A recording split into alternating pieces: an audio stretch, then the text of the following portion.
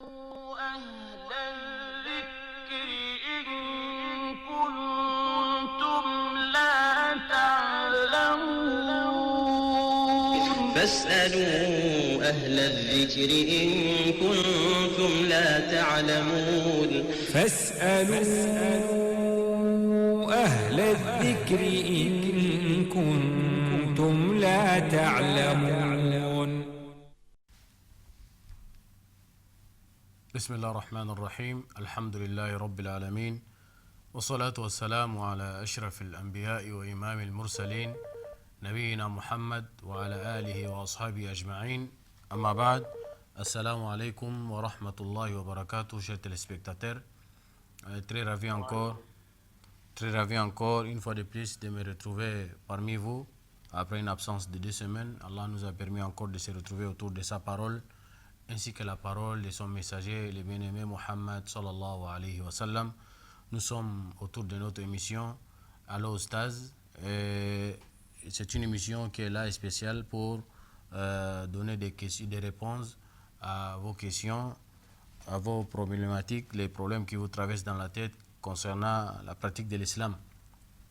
Donc c'est une émission qui se focalise uniquement pour donner les réponses à vos questions. Donc comme d'habitude, vous connaissez déjà comment ça se passe. Donc après quelques temps, Inch'Allah, après quelques minutes, nous allons développer quelques sujets et après ça, nous allons ouvrir les standards et pour recevoir déjà vos questions. Donc comme d'habitude, nous avons les numéros 88 17 pour les appels et les 06 39 39 38 uniquement pour les WhatsApp. Chers téléspectateurs, nous savons très bien que notre communauté ici, communauté musulmane du Gabon, précisément à Libreville, nous sommes en train de traverser les moments qui sont un peu difficiles à cause d'un individu, à cause d'une seule personne, à cause de sa façon de pratiquer l'islam, à cause de ses idées erronées. Il a essayé de mettre en cause toute une communauté.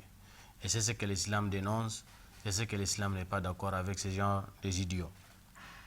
Donc nous savons, islamiquement, l'islam est venu préserver la race humaine. L'islam est venu préserver car la vie humaine, elle est sacrée auprès d'Allah.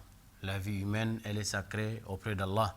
Quelle qu'en soit la différence que vous avez entre vous, quelles qu'en soient les différentes opinions que vous avez entre vous, je ne sais pas quelle qu'en soit la façon dont vous pratiquez vos religions, donc la vie humaine, elle est sacrée auprès d'Allah le Très-Haut.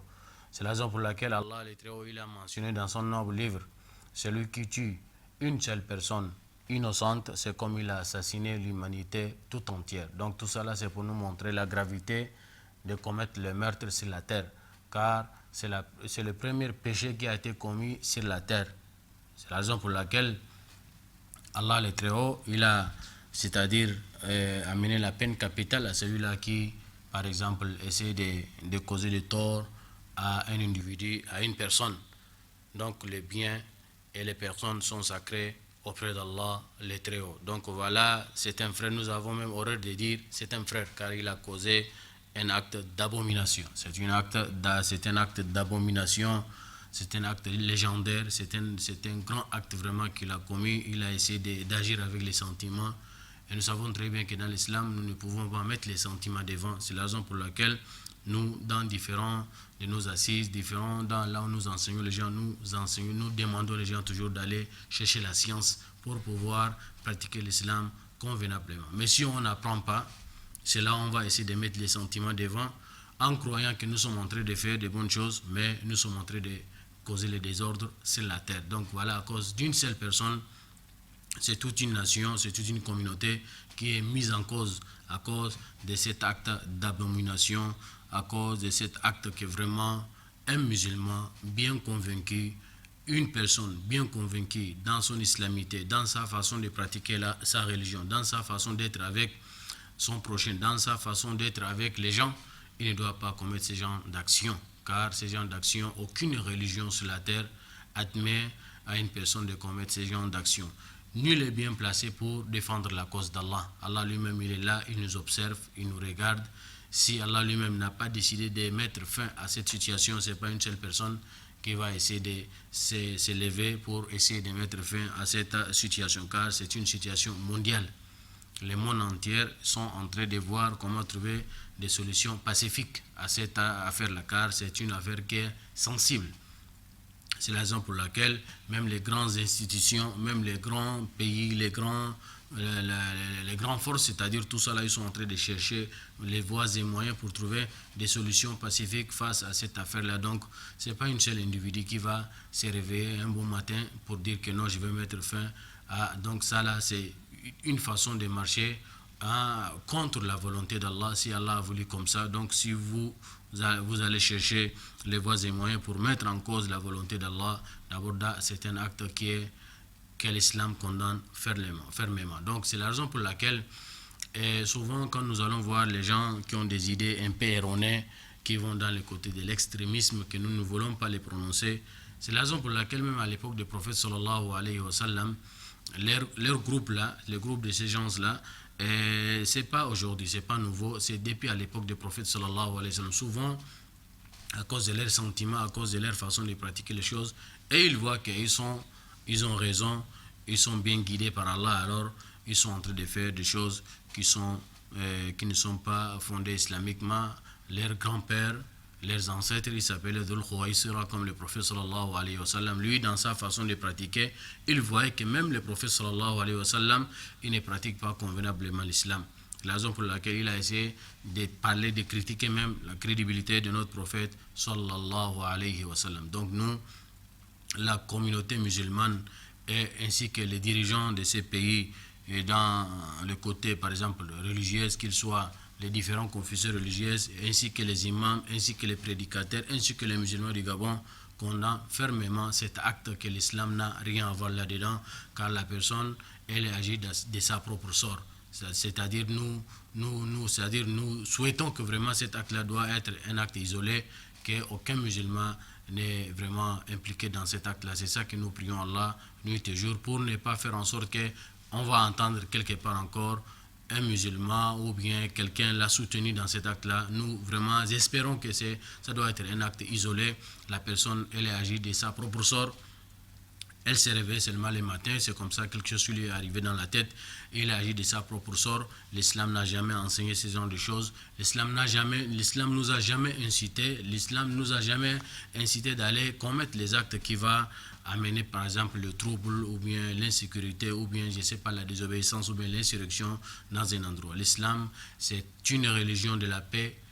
Dans l'islam lui-même, on entend parler à l'islam lui-même, ça veut dire c'est la paix, c'est la salam. La salam, c'est la paix. Donc l'islam, c'est de savoir vivre avec ton prochain. L'islam, c'est de savoir vivre avec les gens. L'islam, c'est de vivre en harmonie avec les gens. L'islam, c'est de vivre en concordance avec les gens. L'islam, c'est de vivre dans la cohésion sociale avec les gens.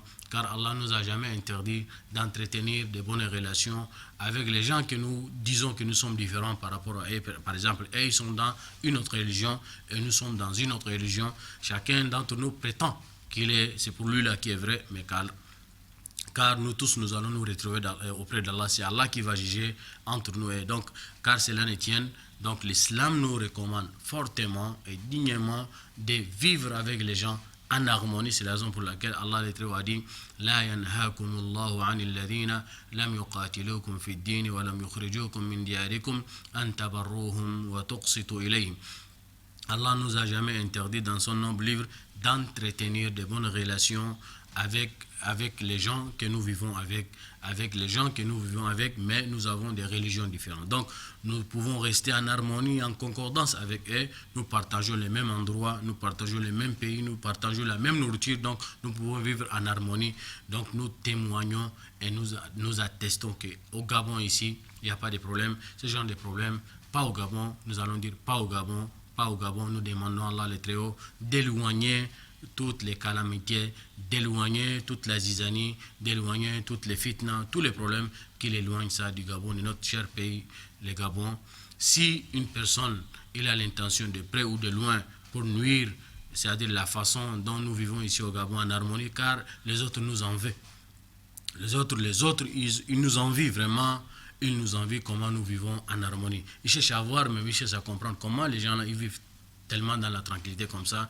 Et donc nous prions Allah le Très-Haut nuit et jour pour éloigner notre pays, pour éloigner notre nation, pour éloigner vraiment nos frères de tous les problèmes, de toutes vraiment les calamités, de toutes les fitnas, quelle qu'en soit la personne, quelle qu'en soit son intention. Nous demandons à Allah le Très-Haut de nous préserver et de préserver notre pays et de préserver aussi nos dirigeants et de faire en sorte de donner vraiment la clairvoyance, de donner vraiment l'affermissement à nos dirigeants de nous pouvoir, de pouvoir nous conduire dans les bonnes manières, dans les bonnes façons. Donc, une fois de plus encore, nous dénonçons et nous condamnons vraiment cet acte fermement, car la personne, elle agit de sa propre sort. L'islam n'a rien à voir là-dedans, car l'islam, c'est une religion de la paix, car l'islam, c'est de savoir vivre avec ton prochain, car l'islam, c'est l'amour, car l'islam, c'est la fraternité.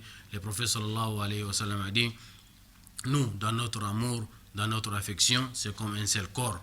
Lorsqu'une partie de ce corps se sent malade, donc tout le corps, vous avez l'impression que c'est tout le corps qui se mobilise. Donc l'islam, c'est l'harmonie, c'est de savoir vivre avec les gens dans l'amour, dans les concordances. Donc nous condamnons cet acte-là fermement. Donc chacun d'entre nous doit être vraiment très éveillé, très vigilant. Donc il ne faut pas tomber dans les amalgames. Il faut pas tomber dans les amalgames.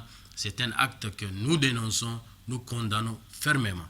Donc nous allons dire tout simplement, nous accompagnons nos autorités de la place, de leur accompagner de leurs enquêtes jusqu'à ce que l'enquête prenne fin. Donc la personne va répondre face à cette agression-là devant l'autorité et devant Allah le Très-Haut, car c'est un acte que l'islam condamne fermement. Donc chers téléspectateurs, voilà ce que nous pouvons apporter face à cette situation et nous prions Allah, comme nous avons dit, de nous donner le discernement et de nous donner la bonne compréhension. Donc, comme d'habitude, vous êtes dans votre émission Allo Oustaz. Je crois que notre technicien, s'il est prêt, il va nous faire apparaître les numéros courts dans l'écran. Vous avez 88 et 17 pour les appels, donc vous pouvez déjà appeler. Et vous avez les 39 06 39 39 38 pour les WhatsApp. Car c'est l'un comme d'habitude, nous avons toujours des questions qui viennent toujours souvent dans les réseaux sociaux avant de recevoir par exemple les premiers intervenants. Nous avons un frère qui avait posé sa question dans les WhatsApp en disant si quelqu'un il est rentré dans la mosquée, et il a trouvé par exemple imam, il est en train de faire une prière, quelle qu'en soit la prière, par exemple ça peut être la prière de Maghrib, ou ça peut être la prière de Isha, ou ça peut être la prière de Dhuhr et Asr. Quand il rentre dans la mosquée, il trouve imam est dans la prière, et lui il n'a pas prié la prière précédente. Si par exemple le cas, la personne n'a pas prié la prière de Dhuhr, et il est rentré à la mosquée, il a trouvé imam, il effectue déjà la prière de Asr, et lui il doit la prière de Dhuhr. Donc ici, qu'est-ce qu'il doit faire en étant dans la mosquée? Est-ce qu'il rentre dans la prière avec imam de prière Asr, après il va rembourser son Dhuhr, ou bien qu'est-ce qu'il doit faire? Nous avons déjà répondu largement à ces genres de questions, mais car cela ne tient, les questions reviennent toujours. Donc nous allons dire tout simplement ici, il a le choix. Soit il va rentrer avec imam de prier Asr, il rentre avec imam de prier Asr, quand imam va finir, il va se mettre debout maintenant pour prier son Zuhr. Ou bien, dès le départ, il rentre avec imam avec l'intention de prier Zuhr, donc il fait son intention pour la prière de Zuhr, et il rentre avec imam qui prie Asr. Et sa prière, ça va valider Zuhr, et pour imam, ça va valider Asr, car ça là on appelle divergence de l'intention entre imam et ma'moum. Donc imam il peut avoir son intention, et le ma'moum, c'est-à-dire ce que derrière l'imam aussi peut avoir une autre intention. Ça aussi c'est valable islamiquement. Mais nous avons déjà dit aussi plusieurs fois ici, pour ce genre de choses, c'est-à-dire les prières qu'on peut rembourser. Si quelqu'un a manqué une prière, il veut rembourser, nous allons d'abord voir quelles sont les causes qui lui ont amené à retarder la prière ou à ne pas prier. Donc il y a des causes qui sont valables et il y a des causes qui ne sont pas valables. Par exemple, la personne, il était emporté par le sommeil. Ça, c'est une cause qui est valable islamiquement. Le sommeil, c'est indépendant de sa volonté. Il dort jusqu'à ce que le temps de la prière est sorti. Ou bien la personne est oubliée. La personne, elle a oublié. Donc, c'est-à-dire l'oubli aussi est humain. Donc, la personne oublie, mais l'oubli c'est humain. Donc, l'oubli aussi, c'est une cause valable. Les cas de maladie. Les cas de maladie aussi, c'est un cas aussi qui est considéré islamiquement. En dehors de ça, si la personne est tombée tout simplement dans l'insouciance, il voit bien que le temps est là, il ne prie pas, il est occupé par le travail. Le travail, ce n'est pas une cause. Rester dans ta boutique, ce n'est pas une cause jusqu'à ce que tu vas retarder ou bien laisser le temps de la prière partir. Ça, ce n'est pas une cause. Ou bien vous êtes occupé en regardant la télévision jusqu'à le temps de la prière sort. Donc ça, ce n'est pas une cause. Après maintenant, les temps là, lorsque vous vous mettez maintenant pour rembourser cette prière-là ne sera pas acceptée par Allah. Car vous n'avez pas de cause, vous n'avez pas des arguments à avancer devant Allah. Lorsqu'Allah va vous interroger pourquoi vous avez retardé la prière, vous n'avez pas des arguments solides. C'est la raison pour laquelle la prière c'est-à-dire elle ne peut, même si vous remboursez, elle ne sera pas validée par Allah. Car c'est une façon que vous êtes en train de négliger la prière. C'est la raison pour laquelle Allah a dit Fawailun lil musallin alladhina hum an salatihim sahun. Malheur à ceux qui prient, mais tout en négligeant leur prière. Ils prient, mais dans la négligence. Donc, à cause de la négligence, ils seront tombés dans les wail. Wail, c'est un châtiment. Wail, c'est un châtiment auprès d'Allah, qu'Allah nous en protège. Donc, pour la personne qui a des raisons valables, c'est celui-là que lorsqu'il rembourse, le remboursement est correct. Ça peut remplacer la prière. Mais quand vous n'avez pas de cause valable qui vous amène à retarder la prière, donc en ce moment, même si vous remboursez la prière ne sera pas agréée par Allah. Mais tout simplement, la solution pour vous, c'est de chercher le chemin de la repentance, c'est-à-dire de la repentance, c'est-à-dire de se repentir auprès d'Allah. Donc, tout ce qui peut vous arranger, c'est de demander pardon à Allah sincèrement, ainsi qu'Allah va vous pardonner. Donc, voilà ce que nous allons dire face à cette question. Donc, les frères encore, ils posent la question, par exemple, quelqu'un, il a les moyens, il va dans le côté de la zakat. Donc il dit quelqu'un, il a déjà 1 million. Il a 1 million, il est en train de travailler, il travaille jusqu'à l'année prochaine. Donc comme les conditions de la zakat, les frères avaient mentionné les conditions de la zakat, nous avons dit il y a des conditions qu'il faut remplir avant de donner la zakat. Bon, sinon, il y a plusieurs conditions, telles que l'islam, telle que la puberté. C'est en ce qui concerne la zakat, la puberté n'est pas dedans. Même un petit, s'il a l'argent, il a les moyens suffisamment, donc on va donner la zakat dedans. Donc la puberté, l'islam et la raison. Il faut être musulman, il faut avoir la raison. Ensuite, il faut maintenant avoir l'argent, c'est-à-dire le taux de la zakat. L'argent qui peut suffire, qui peut amener, qui peut aller maintenant le taux de la zakat que l'islam a fixé, que nous allons le dire tout à l'heure. Donc il faut être musulman, il faut avoir la raison et il faut avoir le taux, l'argent que l'islam a déjà dit, à partir de telle somme, nous pouvons déjà faire sortir la zakat. Ensuite, maintenant, le quatrième, il faut qu'une année lunaire complète arrive avant de donner la zakat. Il faut une année lunaire complète, c'est-à-dire si vous avez commencé les activités aujourd'hui, donc l'année prochaine, la même date, quand ça arrive, donc en ce moment, on considère ça, c'est toute une année lunaire complète. Donc voilà, ça c'est les 4 conditions. Donc, quel est le taux de la zakat exactement? Le taux de la zakat est considéré soit en or ou bien soit en argent blanc. Soit en or ou bien soit en argent blanc. Donc si c'est or, nous allons calculer 85 grammes d'or. Si c'est en or, nous allons compter 85 grammes d'or. Les savants, ils ont dit si c'est 24 carats. Si c'est 24 carats, c'est 85 grammes d'or. Si c'est 24 carats. Si c'est 22 carats, ou bien 21 carats, donc ça, il est considéré à 93 grammes d'or. Et si il est à 18 carats, donc c'est 113 grammes d'or. Donc, qu'ils soient l'un ou l'autre, donc nous allons facilement se retrouver dans les 85 grammes d'or. Donc, si la personne a 85 grammes d'or cette année-là, donc jusqu'à l'année prochaine, quand l'année arrive, il est déjà habilité à une personne qui peut déjà faire dégager, sortir la zakat, le droit d'Allah, si les ayants droit, que nous allons aussi les citer si le temps nous permet. Deuxième taux de la zakat, c'est 595 grammes d'argent blanc.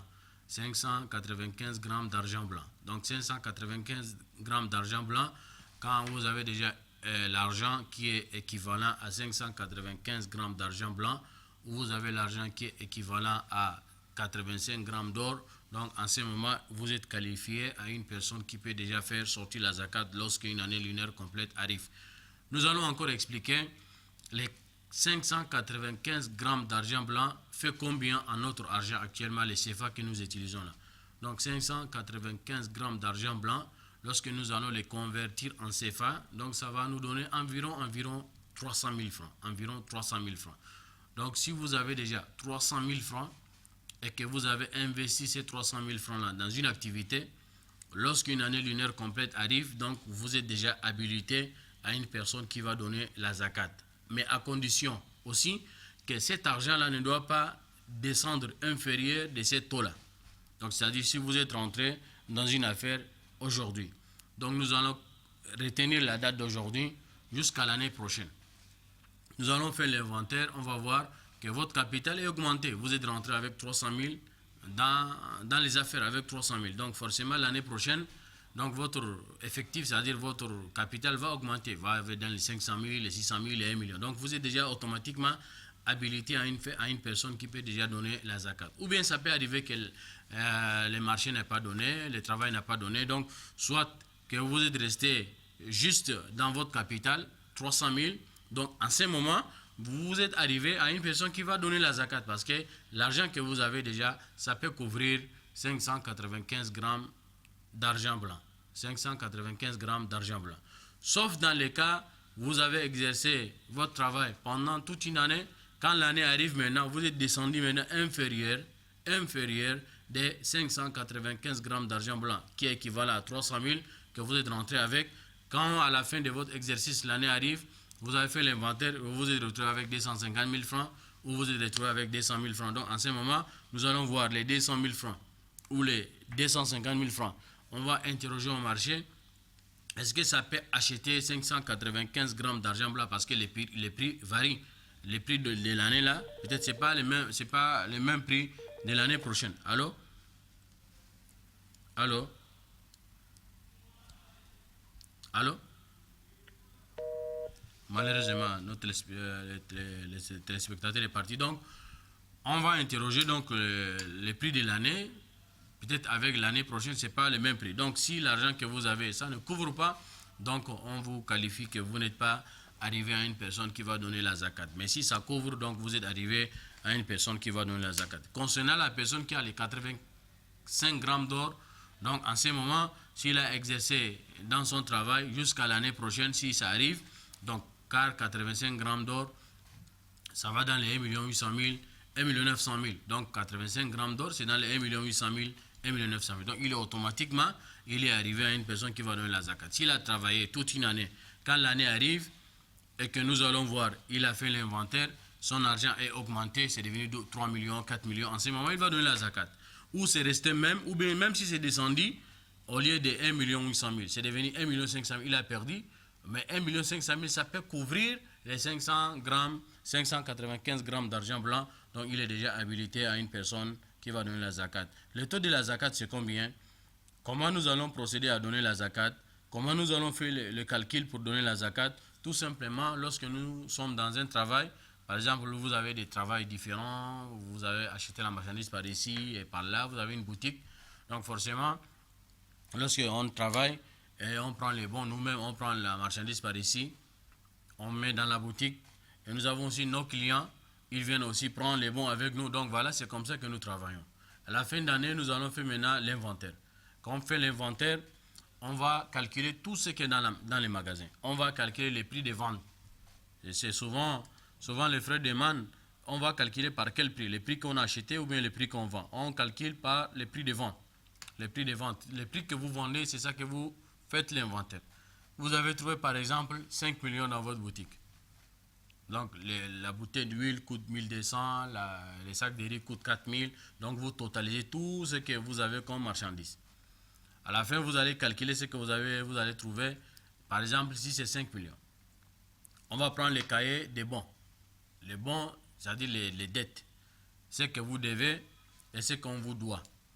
Donc, les 5 millions, vous allez faire une soustraction. Si vous devez 1 million, à vos fournisseurs, vous enlevez 1 million. Il reste quoi? Il reste 4 millions dans les 5 millions. Vous prenez maintenant l'autre cahier, c'est qu'on vous doit. Donc il y a les bons là, les bons qu'on vous doit. Allô? Allô? Alaykoum salam wa rahmatullah. À qui nous avons l'honneur? c'est M. Saïba. C'est qui? M. Saïba. Shaïba, hein? Ouais. Oui? Bon, je viens de poser une question là. Bon, je ne sais pas si c'est bon, si c'est pas bon aussi. Allez-y, on vous écoute. Bon, parce que, bon, je vois beaucoup de musulmans qui sont avec les gris. Avec quoi? Avec les gris, avec les petits. Ah, je vous saisis très mal. On voit beaucoup de musulmans avec quoi? Avec les gris, avec les gris. Avec les briquets. Oui. Les briquets qu'on allume la cigarette avec? Non, gris, avec les petits, quoi. Les petits aux gens. Désolé, vraiment, je vous saisis très mal. Continuez, peut-être je vais me retrouver dedans. Allez-y. Désolé, chers téléspectateurs, j'ai mal de lui saisir. Il dit on voit beaucoup de musulmans avec, mais la chose qu'il a citée, je n'arrive pas à capter. Donc, voilà ce que je suis en train de dire concernant la zakat. Donc, lorsque vous avez déjà fait l'inventaire, vous avez fait une soustraction des bons que vous devez à vos fournisseurs, et vous avez aussi les cahiers des bons, ce qu'on vous doit au quartier par ici et par là. Donc, il y a les dettes qui sont espérées et il y a les dettes inespérées. Donc, forcément, là où les gens vous doivent, il y a des gens qui sont abonnés avec vous, on prend et chaque fin de mois, on vous rembourse. Chaque fin de mois, on vous rembourse. Mais ça peut arriver qu'il y a des bons que vous n'avez pas l'espoir de trouver, la personne est portée disparue. Allô? Salam alaikum. Alaykoum salam wa rahmatullah. C'est Ali depuis Lombakele. Oui, Ali? Oui, ma question c'est que sur la zakat là, Oui. bon, il y a des gens qui donnent, il y a les riches qui donnent la zakat comme le sadaka. On donne 40 000, 50 000, tout ça c'est des millionnaires. Comment, si vous voulez que vous éclaircissiez, comment on donne la zakat normalement? Ok, Inch'Allah. Bon, salam alaikum. Alaykoum salam. Donc, c'est ce que je disais ici. Donc, il y a les dettes inespérées, il y a des dettes espérées. Donc, c'est que les gens vous doivent vous calculer, vous totaliser, vous additionner maintenant dans votre capital. Mais s'il y a des gens qui vous doivent, ils ont porté disparu, donc ça là, vous ne mettez pas dedans car ce sont les dettes qui sont inespérées.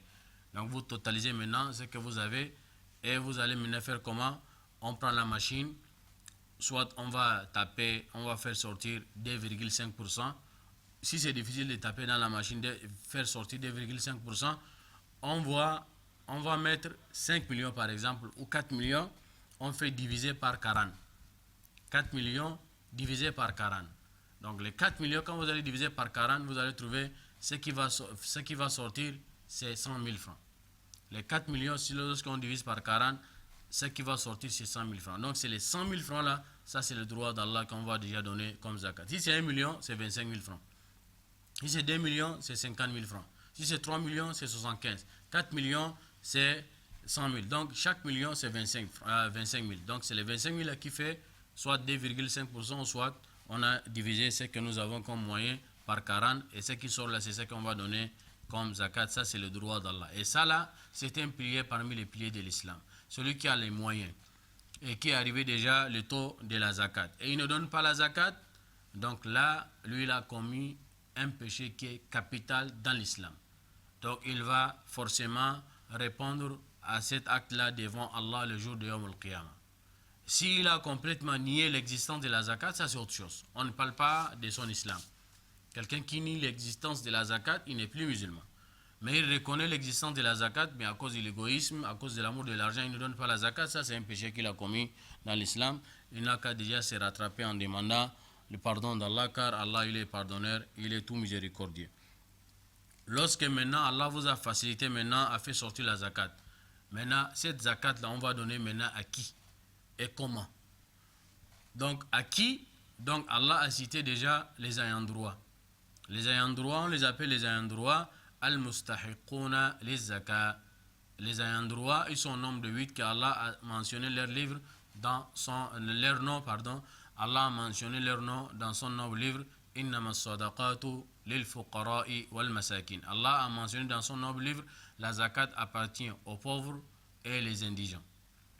Al-fuqara, c'est les pauvres, al-masakin, les indigents. Wal amilina alayha, les collecteurs de la zakat. Et ici, ça rentre même dans les cadres les collecteurs des zakats, ça peut être les imams, ça peut être les prédicateurs, ainsi de suite, car ils incitent les gens à faire sortir la zakat. Ce sont les collecteurs de la zakat qu'on connaît déjà à l'époque du prophète sallallahu alayhi wa sallam et ses prédécesseurs. Donc, al-fuqara wal-masakin wal-amilina alayha wal-mu'allafati qulubuhum, et les gens qu'on espère à gagner leur cœur. Donc, les gens qu'on vit avec, ils ne sont pas musulmans, mais on vit avec eux dans la bonne façon, dans la bonne manière, les voisins, les connaissances qu'on connaît par ici et par là. On peut leur donner la zakat s'ils sont ayant droit, s'ils sont pauvres, ils méritent, on leur donne la zakat parce qu'on cherche, on espère à gagner leur cœur. Donc, wal-mu'allafati qulubuhum wa fi riqabi, maintenant, par exemple, les esclaves. Même si ça n'existe pas actuellement, l'esclavage, donc les gens dominés, les esclaves, on peut les donner ça. Et les endettés, les gens qui ont pris les bons par ici et par là, ils sont dans l'incapacité de s'en acquitter de leurs dettes. C'est là aussi, on peut leur aider à donner la zakat pour pouvoir dégager leurs dettes.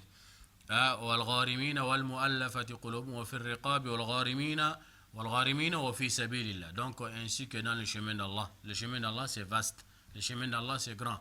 Donc, on peut construire des écoles, on peut construire des orphelinats, on peut construire des mosquées, on peut construire, je ne sais pas, des centres islamiques, on peut construire... Donc, tout ce qui est bénéfique pour la nation, aussi on peut faire ça avec l'argent de la zakat, parce que ça, c'est sur le chemin d'Allah. Fi sabilillah, le chemin d'Allah, c'est trop vaste.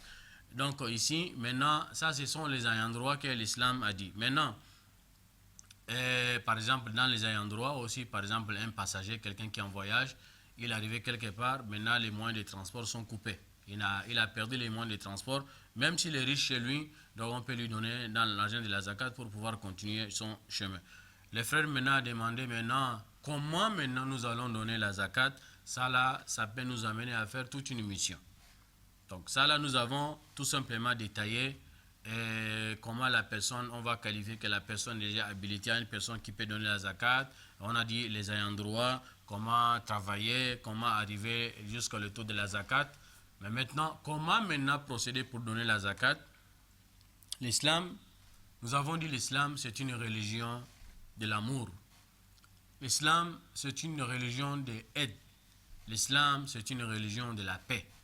Et donc, pour réunir tous ces paramètres-là, l'amour, la stabilité, la tranquillité, l'aide, ainsi de suite, la paix, il faut que nous devons partager ce que nous avons. Il faut que nous devons partager ce que nous avons. Donc l'islam est venu pour lutter contre, par exemple, la pauvreté. Si nous disons, par exemple, la lutte contre la pauvreté, l'islam a déjà mis des structures qui sont déjà en place pour la lutte contre la pauvreté. Par exemple, l'islam a instauré le système de la zakat, c'est pour lutter contre la pauvreté. Lorsque l'islam a instauré le système, par exemple, des legs, c'est tout simplement pour la lutte contre la pauvreté. Lorsque l'islam a instauré le système de l'héritage, c'est la lutte contre la pauvreté.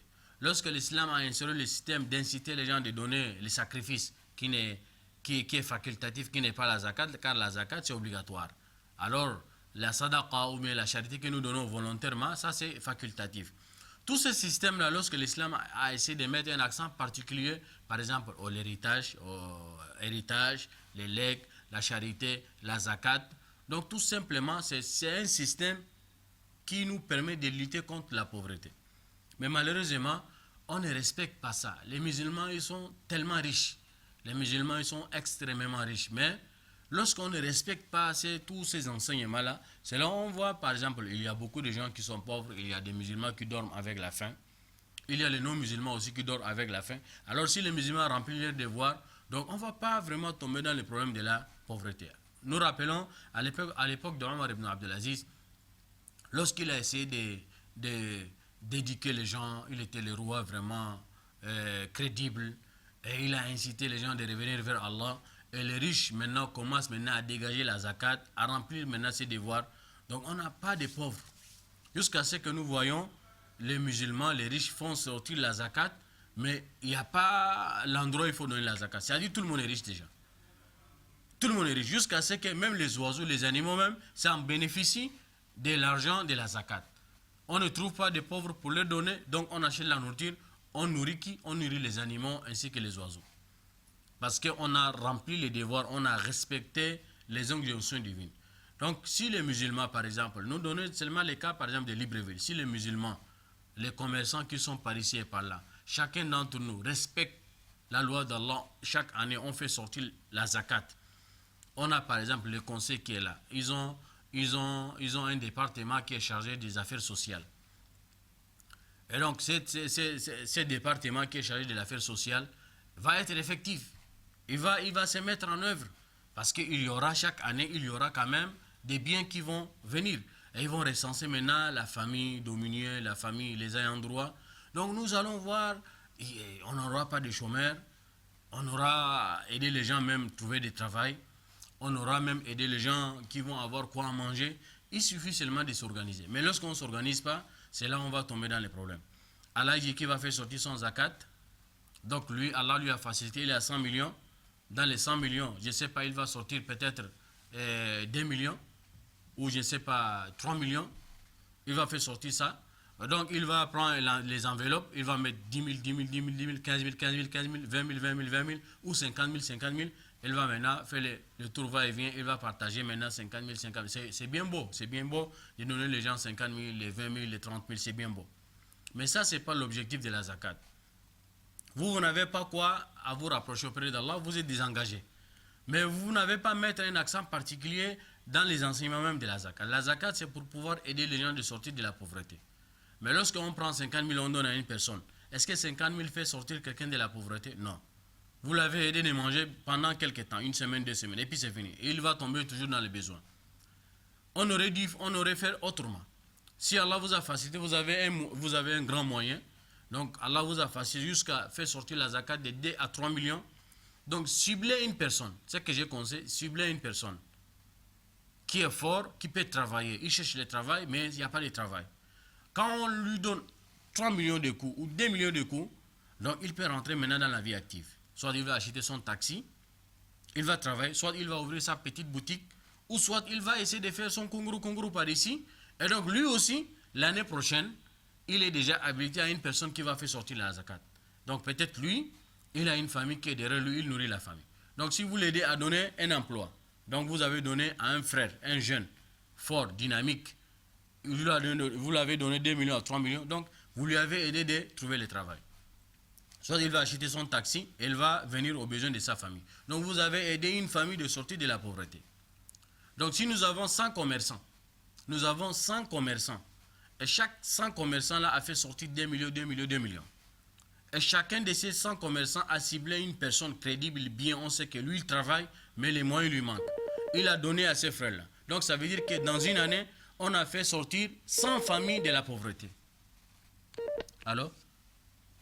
Allô, salam alaikum. Alaykoum salam wa rahmatullah. C'est Rahma. Naam, je vous écoute, Rahman. Oui, s'il vous plaît, je vous écoute dans les télés. Mais quand vous parlez de l'histoire, quand les gens qui sont venus, chaque fois qu'ils font les sacrifices, comment on appelle, il faut qu'ils fassent les sacs, tout ça là. Maintenant, il y a les gens, excuse-moi, il y a les gens qui cherchent leur argent avec les fétiches pour que c'est mal, pour gagner l'argent. Maintenant, cet argent-là, même s'il libère pour faire des passe-passe, pour partager les gens, est-ce que Dieu va lui pardonner, Dieu va prendre son bénédiction? Ok, vous allez écouter la réponse, Inch'Allah. Oui, Ustaz. Ok, vous allez écouter la réponse. Donc voilà, c'est comme ça que lorsque l'islam a instauré le système de la zakat, c'est pas pour rien. C'est pour pouvoir aider les gens de sortir de la pauvreté. Donc je vous ai dit, par exemple, à Montbot, si nous allons recenser, par exemple, les gens qui ont suffisamment les moyens, on peut sortir avec une bonne quantité, un bon nombre. Si je ne m'abuse pas, j'allais même dire qu'on peut trouver 1000 commerçants qui ont la capacité de donner chaque an 3 millions comme zakat. À Libreville, on peut trouver ça. On peut trouver 1000 commerçants qui sont déjà arrivés à un certain stade, que chacun de ces commerçants-là peut sortir 3 millions ou 2 millions chaque an. Au lieu maintenant de tomber dans les vieilles habitudes de donner 10 000, 10 000, 10 000, 10 000, 15 000, 15 000, 15 000, les gens vont manger ça à une seule journée ou 2 ou 3 jours, après on tombe toujours dans la même précarité. On aurait dû faire autrement. Il suffit seulement de s'organiser, de cibler chaque famille. C'est-à-dire, à la tête de chaque famille, on connaît quand même les gens qui nous sollicitent pendant que nous travaillons. Il y a des gens qui sont sérieux, qui cherchent le travail, mais ils ne trouvent pas. Donc, si vous êtes 1000 à faire sortir, par exemple, 2 millions, 2 millions, 2 millions, on aurait aidé 100 familles de sortir de là, 1000 familles, par exemple, de faire sortir 1000 familles de la pauvreté. Donc, si chaque année, on fait sortir 1000 à 500 familles de la pauvreté, en 10 ans, on ne va pas trouver une nation ou bien une communauté qui est pauvre. Donc, toute la communauté va devenir, ils vont avoir les emplois et le travail. On aurait dû aussi faire autrement. Nous avons une institution qui est là, alhamdoulilah, qu'Allah les facilite, qu'Allah nous prions pour eux, en cachette même, pour ne pas inventer que nous, on prie publiquement. On prie même en cachette, qu'Allah leur donne le discernement, qu'Allah leur facilite de nous conduire dans les bonnes façons. Nous avons le conseil qui est là. Je viens de dire tout à l'heure, ils ont un département au conseil là-bas, ce qu'on appelle les affaires sociales. Si les commerçants qui sont là, ils ne connaissent pas, par exemple, les ayants droit réellement, donc si moi, je pars au conseil chaque année, je donne, voilà, je fais sortir la zakat, 2 millions je donne, toi tu viens donner, l'autre vient donner. Si le conseil peut avoir le budget de 200 millions, par exemple, chaque an, la zakat, donc le conseil va se mettre au travail. Et c'est affaires sociales, il cible la famille, on connaît telle famille, telle famille, telle famille, telle famille, on recense, on fait un recensement. Donc on peut aider cette famille-là. On va voir dans la scène de cette famille, parmi cette famille, il y a les femmes veuves, elle a les enfants, papa est parti, il a laissé les enfants. Parmi les enfants, là, on peut trouver l'enfant qui est sérieux, on lui dégage les moyens pour qu'il travaille. Si on voit dans la famille, par exemple, dans la famille, il n'y a pas une personne qui est active, le conseil peut acheter, par exemple, la nourriture de toute une année à cette famille-là. Toute une année. Parce qu'il suffit seulement de s'organiser. C'est comme ça que nos pieux prédécesseurs, ils se sont organisés de cette façon. C'est ça qu'on a fait les Baytul Mal, comme le ministère de la Finance ou le Trésor, les Baytul Mal. Et les Baytul Mal ciblent, c'est comme ils ont une affaire sociale. On connaît la famille qui est pauvre, la famille qui mérite, la famille ceci, cela. C'est dans ça là qu'on aide les gens. Et donc, lorsqu'on s'organise normalement, donc on ne va pas tomber dans les problèmes. Mais si chacun d'entre nous est tombé dans l'égoïsme, il y a d'autres qui ne donnent même pas la zakat, il y a d'autres qui donnent leur zakat, mais ils ne savent pas comment donner la zakat, ils font comme le bon leur semble, on partage, il a fait sortir 5 millions. Mais les 5 millions, il éparpille ça seulement comme ça, lui il s'est désengagé, il n'y a pas de problème, mais il n'a pas atteint à l'objectif même. L'objectif, c'est d'aider les gens de sortir de la pauvreté. Il a fait sortir sa zakat, mais il a partagé seulement comme ça. Il a donné, par exemple, à 50 ou 100 personnes. Chacun a pris sa part, ils ont mangé, et puis le lendemain, ils sont dans la même situation. Alors, la même somme, là, on peut donner ça à une ou deux personnes, et on a aidé cette personne-là, et chaque personne qu'on donne cette moyenne-là, donc il a une famille derrière lui. Et donc, ça lui aide à faire sortir de la pauvreté. Donc voilà, c'est l'objectif de la zakat. Donc si chacun d'entre nous se ressaisisse, et il revient vers les gens de la science. Donc aussi, souvent c'est la connaissance qui nous manque. Et il y a d'autres qualités aussi, ils sont là. Il dit, moi je suis venu de chez moi, chercher l'argent. Donc ma famille, j'ai laissé ma famille là-bas. La famille elle est pauvre, donc s'il trouve, il délocalise complètement la zakat chez lui. Ça aussi, ça rentre dans le cadre de la jurisprudence. Est-ce que l'islam a permis qu'on délocalise? On va affecter les moyens que nous avons trouvés comme la zakat, que nous devons sortir. On peut affecter la zakat là ailleurs. Donc les savants, ils ont prononcé là-dessus aussi. Vous avez trouvé l'argent ici, donc en principe, c'est ici que nous devons faire sortir la zakat. Lorsque le prophète sallallahu alayhi wa sallam avait envoyé Mu'adh ibn Yaman, Mu'adh ibn Jabal, il avait envoyé Mu'adh ibn Jabal au Yémen, il lui a dit, il faut dire qu'Allah les recommande la prière. S'ils ont accepté la prière, il faut leur dire qu'Allah les a recommandé de donner la zakat. On prend ça de leurs riches pour remettre à leurs pauvres. Le prophète ne l'a pas dit, il faut collecter la zakat et tu nous envoies ici à Madina, car nous aussi nous avons les besoins. Il a dit, Allah les a recommandé de faire sortir la zakat, les riches doivent donner la zakat aux pauvres. Mais on voit le contraire. Ici, les gens font sortir la zakat, quand tu lui demandes, vous êtes avec un Alhaji qui est là, dans votre quartier, vous savez qu'il est riche, mais on n'a jamais vu un jour il a fait sortir la zakat. Si un jour vous les demandez, Allah dit, on n'a jamais vu, il dit que je fais sortir la zakat, mais j'envoie ça chez moi. Qui vous a dit qu'on envoie la zakat chez nous? Donc on a trouvé l'argent ici, nous devons donner la zakat aussi ici. Donc l'objectif de la zakat, comme je vous ai dit tout à l'heure, l'objectif de la zakat, c'est d'aider les gens, de faire sortir les gens de la pauvreté. En même temps, d'aider les gens aussi de ne pas tomber dans la jalousie. Quand on vous voit que vous êtes aisé, et qu'eux ils sont un peu dans la difficulté et vous ne donnez pas, aussi ça incite la jalousie dans le cœur des gens. Ça incite la jalousie, la haine, ainsi de suite. Tout cela c'est pour pouvoir dégager ces gens des petits problèmes par ici et par là. Je crois que nous avons des intervenants qui viennent par ici. Allô? Alaykoum salam. Vraiment, on vous remercie beaucoup, vraiment. Vraiment, merci beaucoup. Vraiment. Moi, je suis très content de ce que vous avez parlé aujourd'hui là. Merci. Qu'Allah vous récompense. Vraiment. Que Dieu vous récompense, quoi. Amen, Que Dieu vous Inch'Allah. récompense de bien. Amen, Inch'Allah. Donc, vous avez beaucoup de santé. Vraiment, merci beaucoup. Amen. Les musulmans, nous, on fait ça. Beaucoup de fait ça. Ils donnent entre eux, même les patrons, entre eux, les zakat. Ça trouve qu'il y a un pauvre à côté. Qu'Allah nous facilite. C'est vrai. Qu'Allah nous facilite. Moi, j'ai pas entendu, j'ai vu. Merci beaucoup, monsieur Imam Zouba. Merci beaucoup, Imam. Merci. Qu'Allah vous récompense. C'est notre devoir de vous édifier. C'est notre devoir de vous édifier. Merci beaucoup. Qu'Allah nous récompense, qu'Allah vous facilite, qu'Allah nous facilite et qu'Allah vous récompense de la main de Dieu. Merci mon beaucoup frère. de doigts pour que Dieu les fait comprendre comment ça se passe. Merci Priez beaucoup. pour toute la communauté musulmane. Ok, Inch'Allah. Bonne soirée. Shukran. Donc, chers téléspectateurs, c'est une question vraiment des enseignements. Il faut que chacun d'entre nous, on ne demande pas les gens d'aller faire les spécialités, mais tout simplement, on demande les gens d'apprendre le minimum qui leur permet de pratiquer l'islam convenablement pour ne pas tomber dans les préjudices, dans les petits problèmes par ici, par là. Comme nous avons dit, par exemple, au début de notre émission, nous avons dit, voilà, c'est que les frères là, on a mal même de dire que c'est un frère.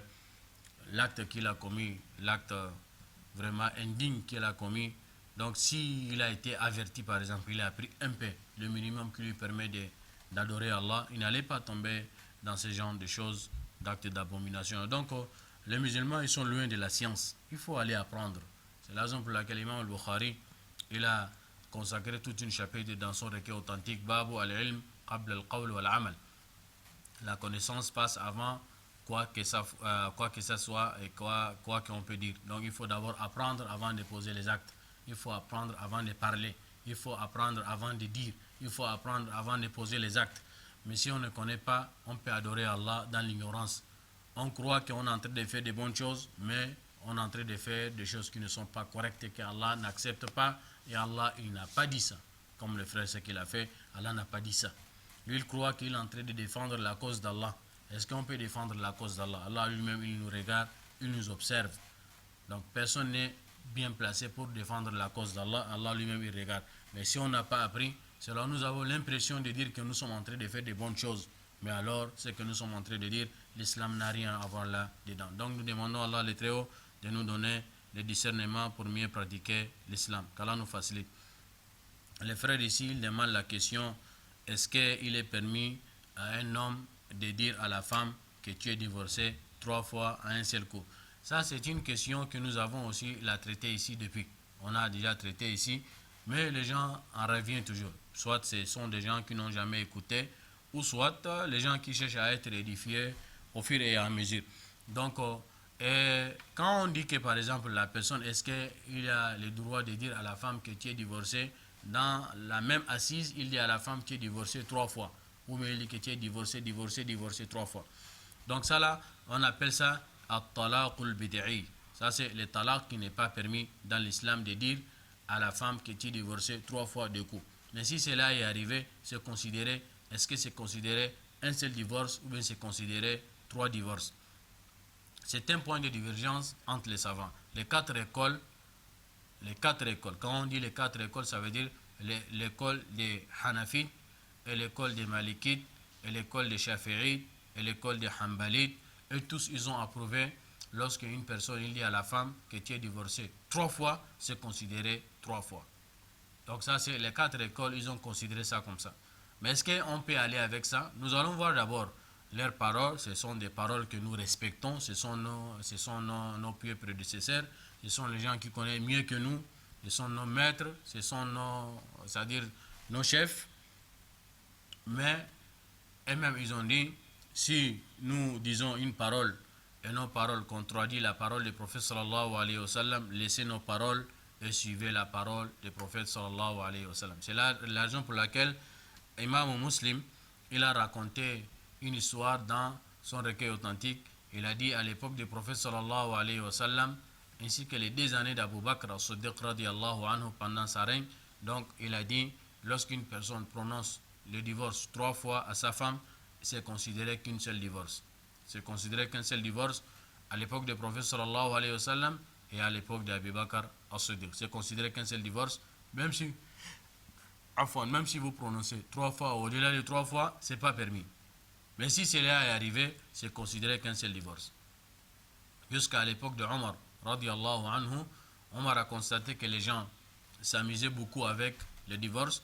Donc, une petite affaire seulement, la personne, il dit à la femme, tu es divorcée 3 fois. Donc, Omar a vu que les gens blaguaient trop avec le divorce.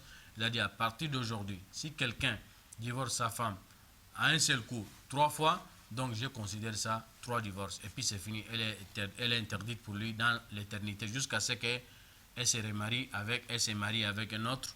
Et si Allah a fait qu'elle est divorcée avec le nouveau mari, donc il peut la reprendre. Donc c'est pour faire en sorte, pour essayer de dire aux gens que n'est pas blaguer avec le divorce. Maintenant, Cheikh al-Islam Ibn Taymiyyah et Ibn al-Qayyim al-Jawziyya, ils ont dit, la meilleure des voies à suivre, c'est la voie de notre prophète sallallahu alayhi wa sallam. La meilleure des voies à suivre, c'est la voie de notre prophète sallallahu alayhi wa sallam. Ça, c'est la voie que nous-mêmes nous épousons. Si quelqu'un, il a divorcé sa femme 3 fois, par exemple, à un seul coup, donc nous allons l'interroger. Qu'est-ce que tu voulais dire par là? Parce que souvent, il y a d'autres, à cause de l'excès de la colère, aussi ça peut arriver, il dit que tu es divorcé 3 fois. Il y a d'autres qui sont sérieux, il est sérieux qu'il veut divorcer 3 fois. Donc, de fait que nous allons dire quoi? On va séparer. On demande à la personne, est-ce que vous avez l'intention réellement en disant que lorsque vous avez dit que tu es divorcé 3 fois, donc est-ce que vous avez l'impression, vous connaissez ce que vous dites là? Donc il a dit, oui, je suis conscient, je vais le divorcer 3 fois, donc c'est considéré 3 fois. Mais si la personne nous a fait comprendre, non, moi je voulais dire qu'un seul divorce, mais ma langue m'a trompé, a dit 3 fois, donc là on considère qu'un seul divorce. Pour respecter la parole des prophètes sallallahu alayhi wa sallam, wa khayrul hadi hadi Muhammad sallallahu alayhi wa sallam. L'autre frère, il pose la question, toujours dans le côté du mariage, il dit, est-ce que la dot, c'est-à-dire quand quelqu'un il veut doter la femme, est-ce que l'argent, ce que nous allons donner comme la dot, est-ce qu'il y a un taux spécial que l'islam a fixé, ou bien la dot, on peut donner comme nous voulons? Parce qu'il a dit, nous voyons par ici, il y a d'autres qui fixent un taux qu'on ne peut pas donner au-delà ou bien inférieur. Par exemple, dans certaines communautés, on dit que non, on n'a pas le droit de doter la femme plus que 50 000. Les autres, ils ont dit, on n'a pas le droit de donner plus de 100 000. Les autres, ils ont dit, non, on peut donner ce que nous voulons. Il y a d'autres qui exagèrent, il y a d'autres qui prennent ça à la légère, facilement. Donc, sinon, islamiquement, dans l'islam, l'islam n'a pas fixé un taux spécial pour doter les femmes.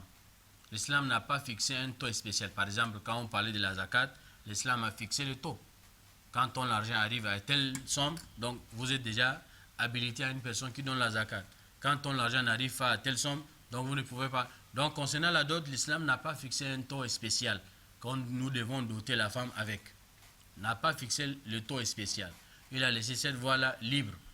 Mais ce que l'islam nous a encouragé, l'islam nous a dit, il ne faut pas exagérer aussi dans la dot. Parce que lorsqu'on exagère, c'est-à-dire on demande trop, donc beaucoup de gens n'ont pas les moyens pour aller marier les femmes lorsqu'on demande beaucoup. Si vous demandez des millions. Donc avec les temps qui sont dits, on ne peut pas trouver des millions pour aller doter la femme. Donc l'islam veut le juste milieu. L'islam veut le juste milieu. C'est là la façon dont nous pratiquons les choses. Les milliers, ça varie. Dans certains milliers, par exemple 500 000, ce n'est pas beaucoup. Dans certains milliers, par exemple, même 200 000, c'est beaucoup. Donc on va voir les milliers. Par exemple, à Libreville. Nous donnons par exemple les cas, parce que là, nous donnons les exemples là où nous vivons. Là où nous vivons. Par exemple, à Libreville, si on nous demande, par exemple, la dot qui va dans le juste milieu, à partir de 300 000, 200 000, 250 000, ce n'est pas exagéré. Parce que ça, c'est à la portée presque de tout le monde. On peut doter la femme à 200 000 facilement, 300 000 facilement, 250 000 facilement. Et donc, lorsque maintenant, par exemple, on demande maintenant la dot 2 millions, là, c'est maintenant exagéré. Ça dépend. On peut vivre, par exemple, dans un autre pays où c'est facilement de trouver l'argent. Donc, et ils voient qu'un million, ce n'est pas exagéré. Donc, ça varie dans les endroits que nous vivons. Ça peut arriver que nous sommes dans un autre pays. Trouver même 100 000, là, c'est difficile. Donc, si on dit que 100 000, c'est beaucoup, on va voir si c'est beaucoup. Donc, ça varie. Donc, ce que l'islam nous demande, c'est de ne pas exagérer en donnant la dot. Et il y a d'autres même qui vont te demander, non, mais si vous demandez un peu, donc par exemple, si on dote la femme, par exemple, 25 000, 30 000, 50 000, donc il n'y a pas le sérieux là-dedans. L'homme, il ne va pas prendre le sérieux pour attraper la femme, parce qu'il a trouvé la femme facilement. Il a donné seulement 50 000, on lui a donné la femme. Donc, soit il maltraite la femme, soit lui, il néglige la femme. Parce que demain, si ça ne va pas, il néglige la femme, il laisse, avec 50 000, il peut trouver une autre. Ça là aussi, il faut dire ça aussi. Et donc, si par exemple, on lui a donné, il y a d'autres qui disent ça, Si on lui demande par exemple de payer 500 000, 1 million, et donc lui, il va supporter la femme là, malgré les caprices que la femme va faire, il va supporter, il va faire tout pour attraper la femme là, parce qu'il a déboursé beaucoup d'argent pour gagner la femme. Donc, il va garder la femme normalement. Mais s'il a trouvé la femme, par exemple, facilement avec 25 000, 30 000, 50 000, il a trouvé la femme, donc lui, facilement, il peut laisser la femme là, et demain, il peut trouver une autre. Donc, ce que l'islam encourage ici, c'est le juste milieu, Il ne faut pas trop exagérer en demandant la dot.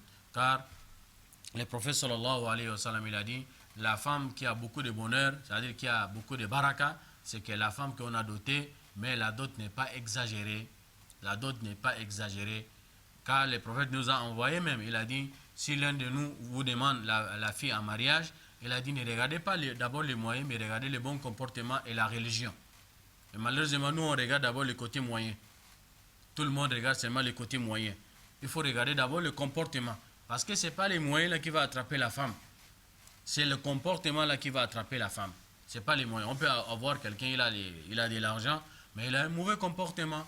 On peut trouver la personne, il a les moyens, mais il n'a pas la religion. Donc il ne va pas bien garder la femme. Et donc l'argent n'est pas stable. Un jour, Allah peut prendre l'argent. Donc on voit beaucoup de gens aujourd'hui, il a l'argent, demain, il n'a pas l'argent. Et donc si vous focalisez seulement sur les moyens peuvent finir. Mais si vous focalisez sur les bons comportements, c'est ça qui compte. L'islam a dit ça. Donc, nous demandons à Allah le Très-Haut de nous donner le discernement, madame. Ah, allô? Allô? Naam. Salam alaikum. Alaykoum assalam wa rahmatullah. C'est qui? C'est la part de Fatima. De Kotopa. Masha'Allah. Oui, vous avez un souci? Oui, je voulais poser une question. Oh, bismillah, on vous écoute. Je voulais demander, par exemple, si tu es ici, ton père meurt même au pays, ton mari te dit que non, tu n'es pas, lui aussi, il n'est pas. Est-ce que c'est normal ou bien c'est pas normal?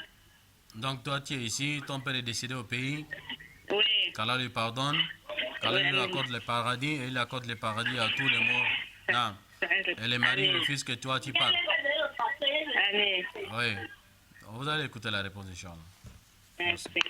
Il y a un frère ici, il a posé la question dans le WhatsApp, il a dit Assalamu alaikum wa rahmatullah. J'aimerais savoir s'il est permis d'entrer dans une mosquée pour apprendre lors de cours donnés étant en règle. Oui. La femme, elle demande, parce qu'une sœur, elle demande, est-ce qu'il est permis de rentrer dans la mosquée pour écouter le cours? Et elle a les menstrues avec elle. Est-ce qu'il est permis à la femme qui a les menstrues de rentrer dans la mosquée,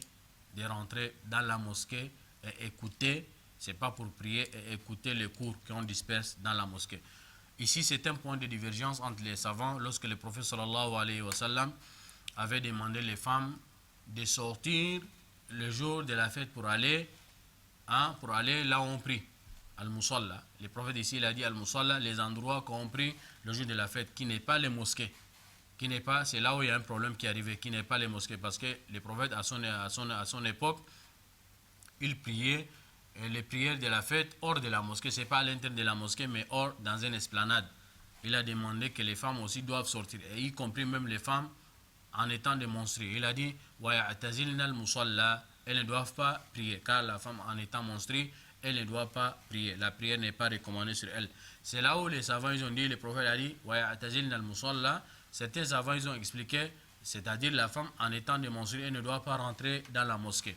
Mais ici, l'essence des hadiths veut dire, c'est que la femme doit éloigner la prière, mais pas la mosquée. Donc, la femme en étant démonstrée, elle peut rentrer dans la mosquée, car à l'époque des prophètes sallallahu, pour appuyer à cette parole-là, à l'époque des prophètes sallallahu alayhi wa sallam, lui, il avait envoyé Aïcha dans la mosquée. Il avait laissé son monture dans la mosquée, c'est-à-dire son menton.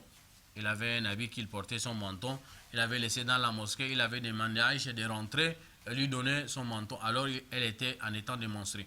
Aïcha avait dit, j'ai les monstré avec elle, avec moi. Elle a dit, mais ton monstré, ce n'est pas dans ta main. Rentre, tu me donnes. Donc, il est permis à une femme qui se retrouve dans l'état de monstré de rentrer dans la mosquée lorsqu'il y a un besoin. Elle ne peut pas rentrer s'il n'y a pas de besoin. Si elle a les besoins, par exemple, il y a certaines mosquées, il y a certains de nos sœurs, par exemple, les jeudis, elles partent nettoyer la mosquée à cause parce que demain c'est vendredi, il y aura des gens dans la mosquée, donc elles partent nettoyer la mosquée. Donc si ça y est maintenant, il y a un problème dans la mosquée, il y a un besoin qui nous amène à aller dans la mosquée, tel qu'aller écouter les prêches, tel qu'aller écouter les conférences, donc c'est permis pour la femme qui se retrouve dans l'état de monstrue de rentrer dans la mosquée pour un besoin. Ça c'est permis. Nous n'allons pas interdire car il n'y a pas l'interdiction. Le prophète n'a pas interdit, plutôt il avait demandé à Aïcha même de rentrer dans la mosquée, elle avait les monstrues avec elle. Donc il n'y a pas l'interdiction pour une femme qui se retrouve dans l'état de monstrue de rentrer dans la mosquée, mais la voix de Malikiya et la voix de Shafi'i a interdit à une femme qui est dans l'état de monstrue de rentrer dans la mosquée. Wallahu ta'ala ala wa alam. La connaissance appartient à Allah.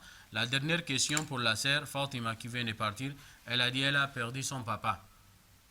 Elle a perdu son papa et au pays. Qu'Allah lui pardonne et qu'Allah pardonne tous les morts des musulmans. Donc, elle a perdu son papa. Et son mari lui interdit de partir au pays, aller faire condoléances à la famille. Et lui-même non plus, il n'est pas parti, il a interdit aussi la femme de partir.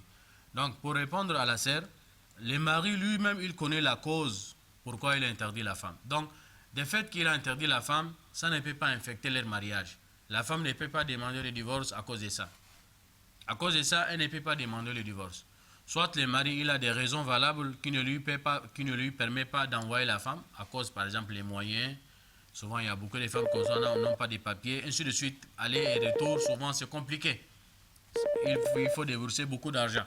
Les moyens ne lui permettent pas d'envoyer la femme. Allô? Salam alaikum. Alaykum salam wa rahmatullah. Oui, c'est le frère Suleiman depuis Vénévois.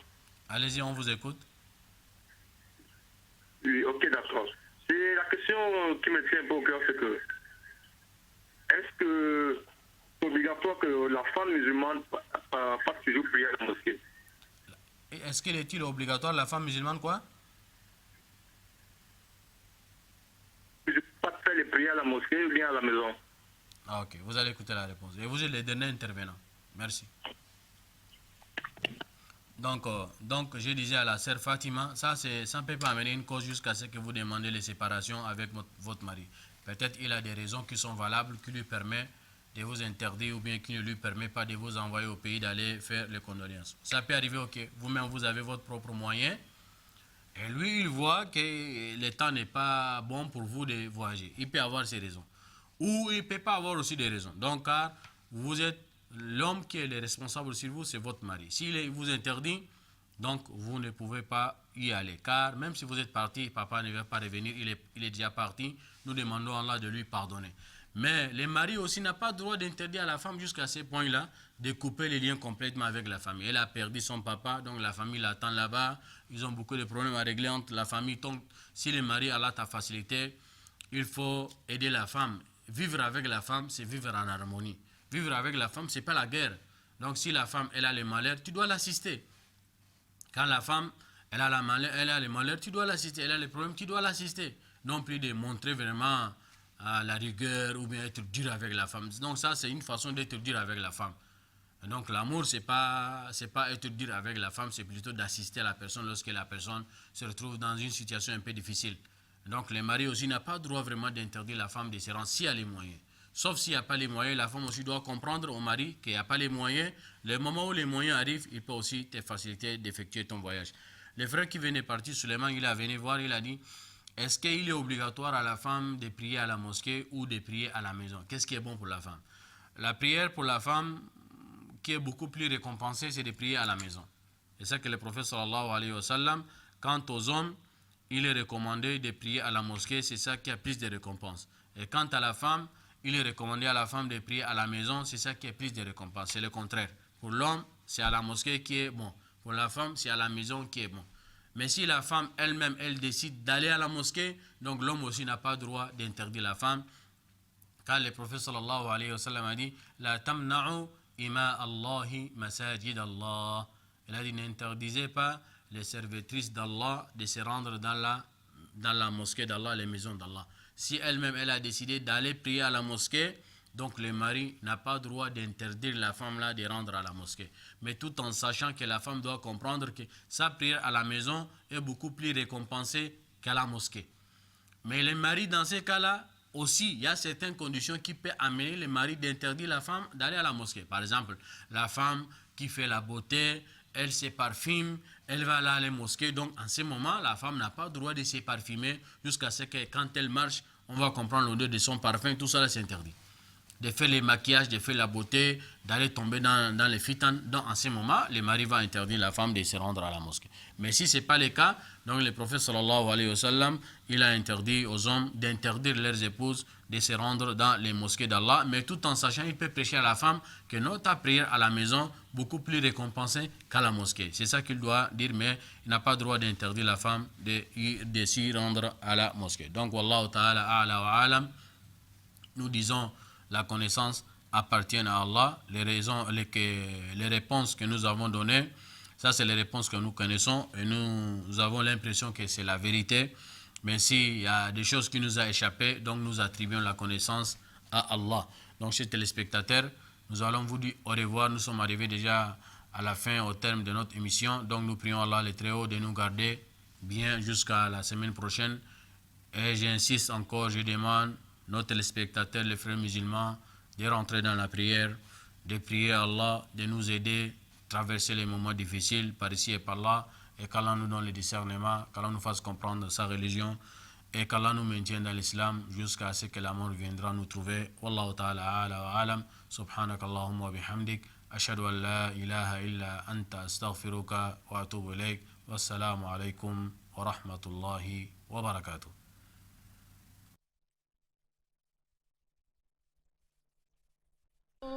أهل الذكر إن كنتم لا تعلمون فاسألوا أهل الذكر إن كنتم لا تعلمون فاسألوا أهل الذكر إن كنتم لا تعلمون